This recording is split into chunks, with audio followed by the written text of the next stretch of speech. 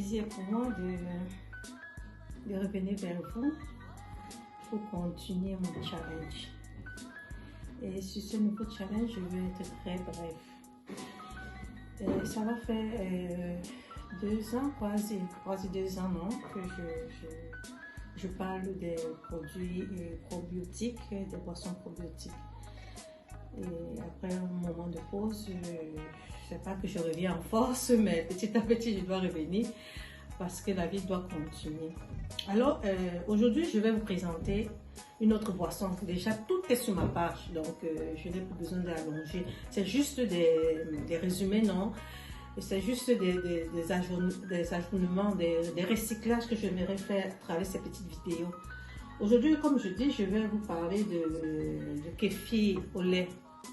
Alors, pour faire mon kéfir au lait, que vous connaissez déjà, vous avez toutes les informations déjà sur ma page, Diane Aubray, ma vie au quotidien, pour ceux qui ne savent pas encore. Là, j'ai fait beaucoup de vidéos sur le lait de kéfir, sur le kombucha, sur le kéfir à eau, qui est encore appelé kéfir aux fruits. Donc, voilà les 3 produits probiotiques que je m'attarde, mais il y en a vraiment beaucoup. Alors, je dis, pour faire un ajournement, je reviens pour vous parler du kéfir au lait, qui est vraiment la boisson la plus connue de tous. C'est-à-dire, ici, c'est bu et ça porte beaucoup de bienfaits. L'acide folique, la vitamine K, les enzymes. Vous savez déjà que le lait a des bienfaits. Plus avec le kéfir, ça apporte à notre bien-être beaucoup de choses. Donc, je vous réinvite à y aller. Donc, pour faire mon kéfir au lait, je vais juste vous rappeler. J'ai besoin de mon grain de kéfir. Ceci, c'est ce que je garde généralement au frigo. Ça, c'est le grain de kéfir. J'aurai besoin de mon lait. Ça, c'est, je dis toujours, le lait est biologique. Mais si vous n'avez pas de lait biologique, vous pouvez utiliser le lait que vous avez à votre portée, de la longue conservation, le lait frais, donc ce que vous avez entre vos mains. Et avec le temps, vos grains aussi finissent par s'habituer au lait que vous utilisez. Alors aujourd'hui, moi j'ai le lait bio, lait entier non bio, parce que le bio a tous les éléments nutritifs. Donc j'ai ça, donc j'aurai besoin comme ingrédient de mon grain de kéfir, de mon lait. Ça, ce sont les ingrédients phares. Et maintenant le matériel, j'aurai besoin du tamis. Je dis toujours le tamis en plastique. Plastique, c'est trop dit. Vous voyez un peu, ce n'est pas disons le tamis en plastique. À la place du tamis en inox, que je dis, on n'a pas ceci. On peut encore utiliser le tamis en inox, mais ce qui est conseillé, c'est ce tamis que vous voyez. J'aurais besoin aussi comme matériel d'une cuillère en plastique, vous voyez, parce que mon grain de kéfir est trop allergique. Ce sont des micro-organismes. Ils sont très allergiques. À la longue, les trucs en inox les détériorent, non, les fatiguent.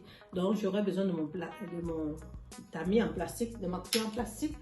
Et aussi d'une tasse, ce que vous avez. Non, moi, j'utilise cette tasse pour le filtrer. Au moment de le faire, je filtre et je recueille dans ma tasse.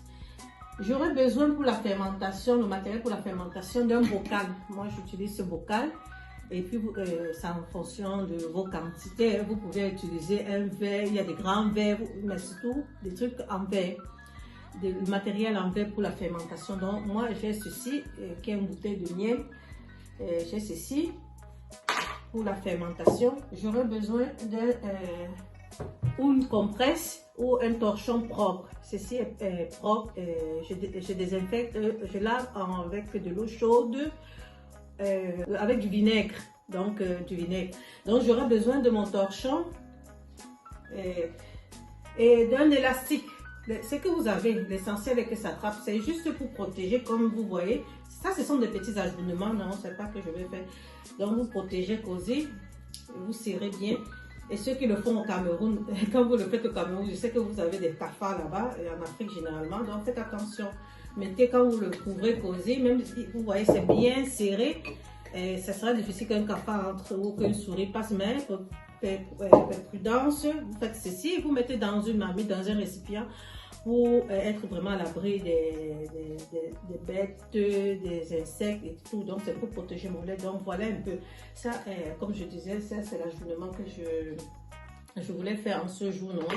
Pour qui veut faire son lait de kéfir, vraiment, vraiment, vraiment, mes chers amis, mes chers auditeurs,